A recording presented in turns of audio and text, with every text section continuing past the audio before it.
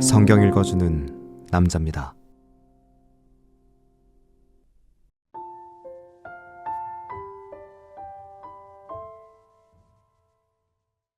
내가 불을 땅에 던지러 왔노니 이 불이 이미 붙었으면 내가 무엇을 원하리요? 나는 받을 세례가 있으니 그 이루기까지 나의 답답함이 어떠하겠느냐? 내가 세상에 화평을 주려고 온 줄로 아느냐? 내가 너희에게 이르노니 아니라 도리어 분쟁케 하려 함이로라.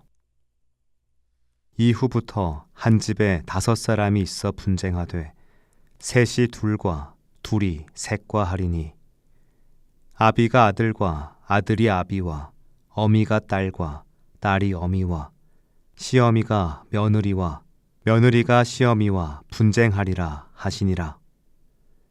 또 무리에게 이르시되 너희가 구름이 서에서 일어남을 보면 곧 말하기를 소나기가 오리라 하나니 과연 그러하고 남풍이 불물을 보면 말하기를 심히 더우리라 하나니 과연 그러하니라.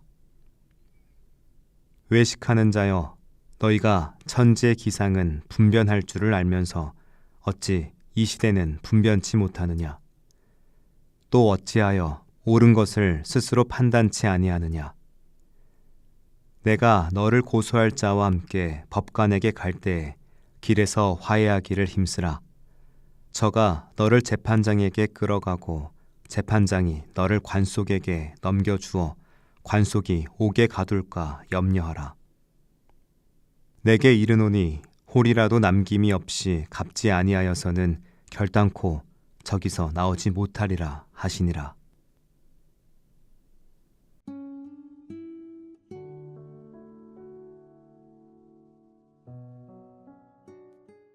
사람들은 평화를 원합니다.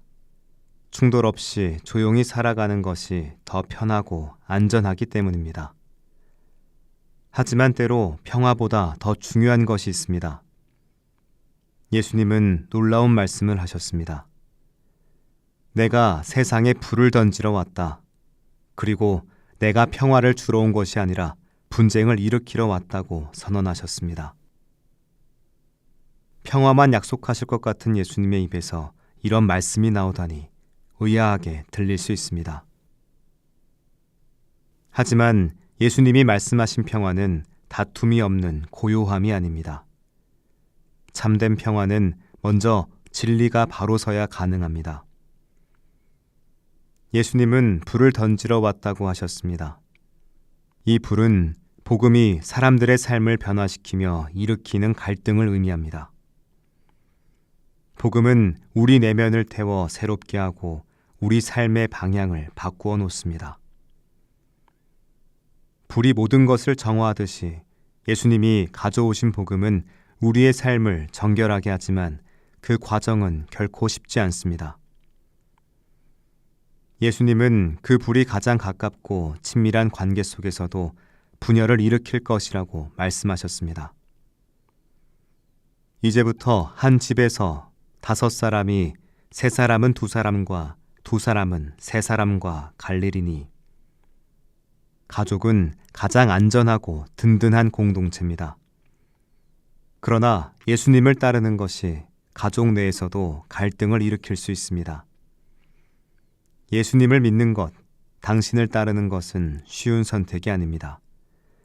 삶 전체를 변화시키는 결정입니다. 때로는 이 믿음의 선택이 사랑하는 이들과의 거리감을 만들기도 합니다. 이 말씀을 근거로 관계의 균열을 정당화하는 경우가 드물지 않게 있습니다. 하지만 예수님의 진짜 의도는 믿음을 선택하는 것이 얼마나 중요한지를 강조하시는 겁니다. 신앙은 때로 대가를 요구합니다. 가족이나 주변 사람들의 반대, 세상의 시선, 때로는 손해를 감수해야 할 수도 있습니다.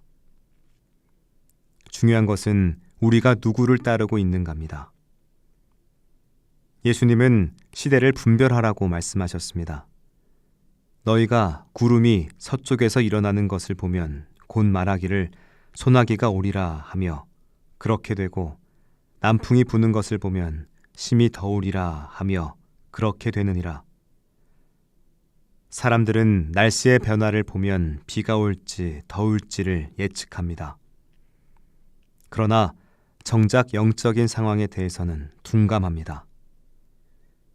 예수님께서 오셨고 복음이 선포되었지만 많은 사람들이 그것을 깨닫지 못하고 있었습니다. 오늘날도 마찬가지입니다. 세상의 흐름을 면밀히 읽고 경제적, 사회적 변화에는 민감하지만 영적인 현실을 분별하지 못하는 경우가 많습니다. 우리는 지금 어떤 시대를 살아가고 있는지, 하나님께서 우리에게 무엇을 말씀하시는지 주의 깊게 들어야 합니다. 믿음은 막연한 기대나 감정이 아니라 시대를 읽고 올바른 결정을 내리는 겁니다. 예수님은 마지막으로 재판 전에 합의하라는 비유를 드셨습니다. 너를 고소한 자와 함께 법관에게 갈 때 길에서 화해하기를 힘쓰라. 이 말씀은 하나님 앞에서 우리에게 주어진 시간이 제한되어 있음을 의미합니다. 우리가 심판대 앞에 서기 전에 하나님과의 관계를 바로 잡아야 합니다. 회개하고 하나님과 화목하는 것이야말로 가장 시급한 일입니다. 복음은 우리에게 결단을 요구합니다. 신앙은 그저 좋은 말씀이 아닙니다. 우리의 삶을 변화시키고 때로 갈등을 만들지만 결국 참된 평화를 이루는 길입니다. 예수님을 믿는다는 것은 당신을 향해 삶의 방향을 돌리는 겁니다. 이 결정을 미루지 마십시오. 지금이 바로 결단의 시간입니다. 기도하겠습니다. 주님, 시대를 분별하고 믿음의 길을 선택하도록 도와주소서. 두려움 없이 주님을 따르는 용기를 주시고 하나님과 바른 관계 안에서 살게 하소서. 아멘.